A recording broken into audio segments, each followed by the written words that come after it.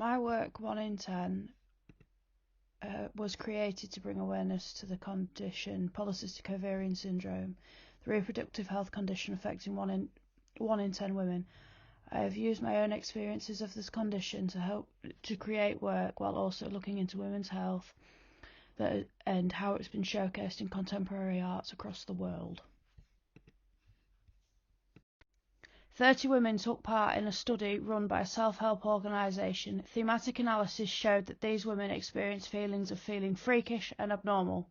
These feelings were related to 3 symptoms of polycystic ovarian syndrome, those being excess hair growth, irregular, absent or disrupted periods, and infertility. These women said that they felt different from the rest, as women are supposed to have smooth, hairless bodies, regular menstruation, and a capacity to bear children. These women have said they felt less feminine than others.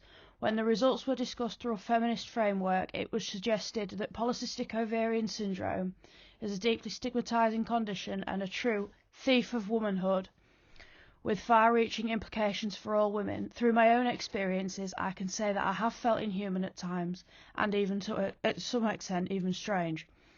I have felt like I was never being taken seriously by medical professionals, and I was only because I was only having irregular and heavy periods, and that there was nothing else wrong with me.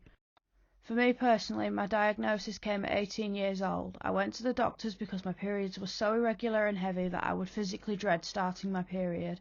I had a blood test as they initially thought they wanted to diagnose me with being anemic, but when the results came back they discovered that my hormone levels weren't normal, thus leading to my diagnosis, and it was a shock to my system to say the least.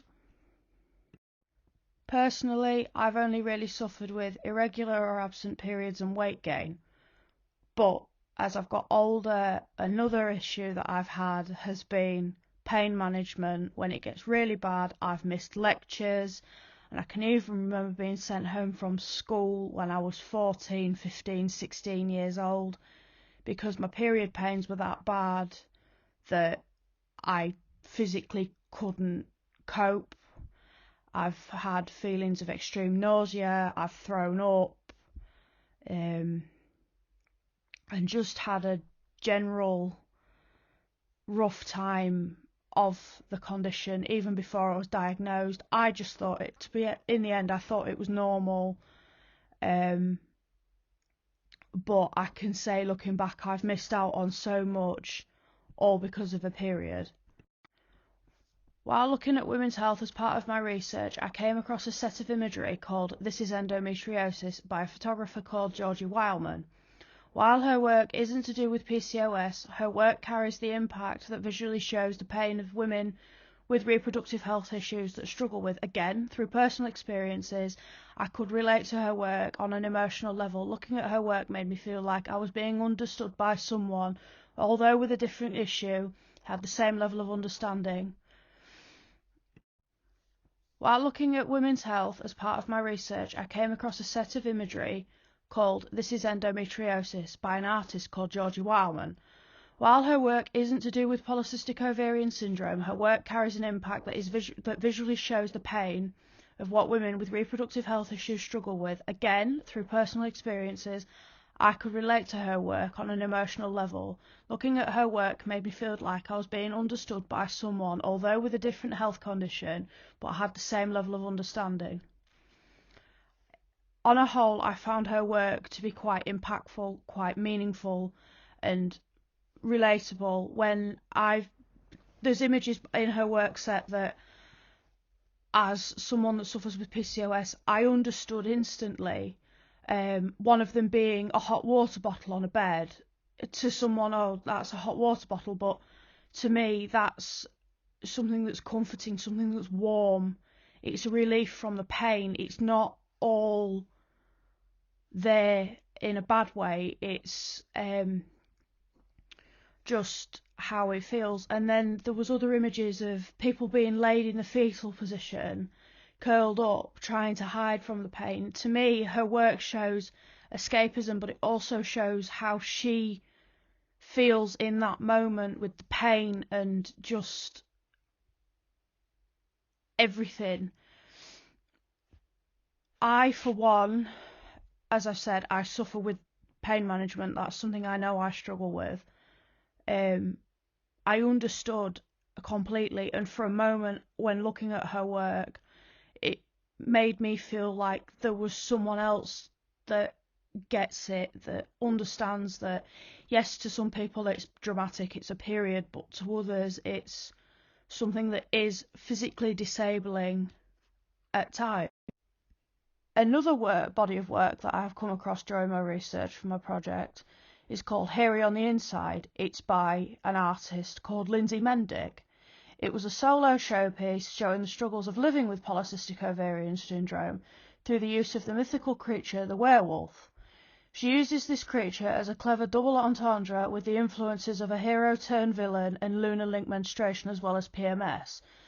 Though Mendick is speaking of specific experiences of polycystic ovaries, her articulation of the misunderstood werewolf has proved to be a much-needed lifeline to anyone who has ever felt deviant within society that habitually disparages their everyday experiences, externalizing an inner demon, making it visually relatable.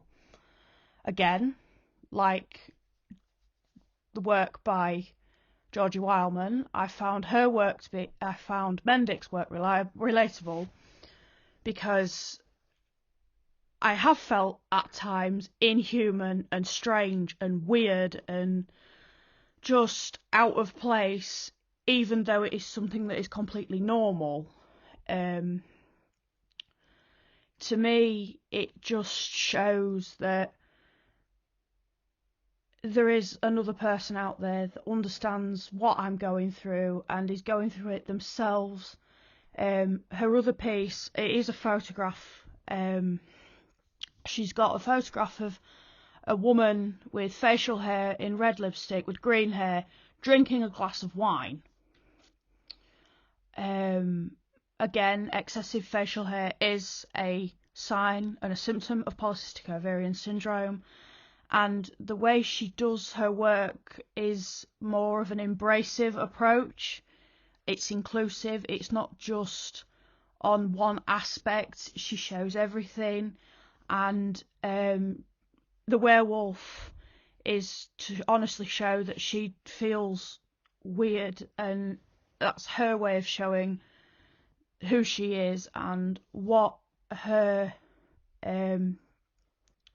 experiences of polycystic ovarian syndrome has been like. The pill exhibition was held in March of 2021 by a group of master's degree students who were exploring the pill and how it was a game changer where women and reproductive health was concerned. They examined the invention of the pill as well as the legal, religious and health-related constraints. They also looked further into the history of birth control and birth control activists. The pill was invented in 1953, and as part of the trial and error process, it was tested on a small village of Puerto Ricans. It was given to the women with excessive doses of progesterone and other hormones in it to see if it would help. There was a few side effects, and the pill evolved from there as everybody thought it was wonderful. The posters I have chosen are of men that are pregnant, and they convey a message of, if he got pregnant, would you be careful? Essentially flipping the gender role as the woman being the careless one to leave when the man got pregnant, whereas in today's standards, a man would leave if they got a woman pregnant. These paintings are a set of artworks of oils on canvas by a Nigerian artist known as Tonya Neji. Her work uses the colour blue to highlight her own experiences of polycystic ovarian syndrome and the trauma that goes along with her experiences.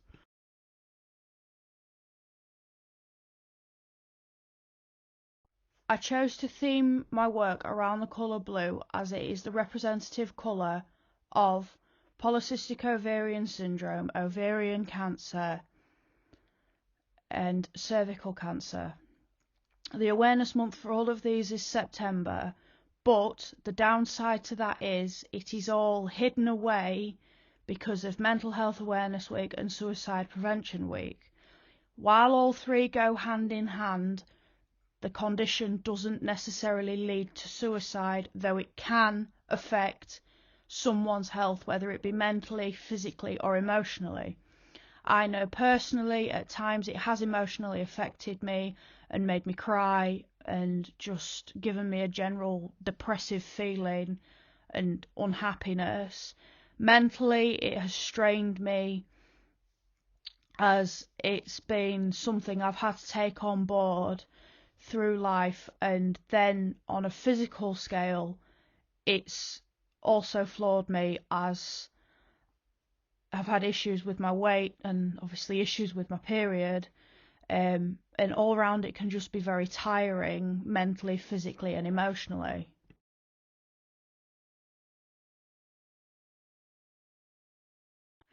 My experimental imagery is of my model's hands formed into the shape of the female reproductive system. I then bound the hands together with blue ribbon to show that the condition is tied to these women, and no matter what they do, they can't get rid of it. But the way I shaped the hands was also a fuck you to the underfunded and underfunding and under recognition of reproductive health. It's underfunded, under recognised and under researched. Yes, 1 in 10 women have it. Yes, 1 in 10 women deal with it. But after that, nobody actually cares what these women go through, because at the end of the day, the society's purpose for a woman is to have children, keep the home. But when you have a condition like this, you're not the ideal woman. In the second set of imagery, I blindfolded my models, and I used a strip lighting technique in order to only light up a certain area of the body, the face and the eyes.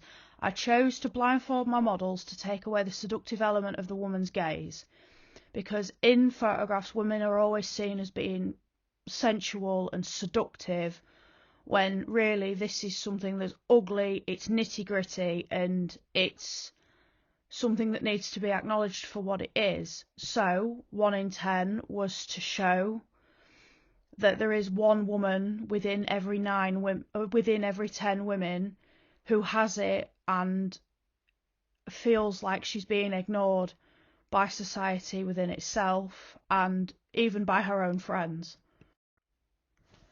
To conclude, I think I was able to achieve what I set out to achieve accurately and to the best of my own abilities.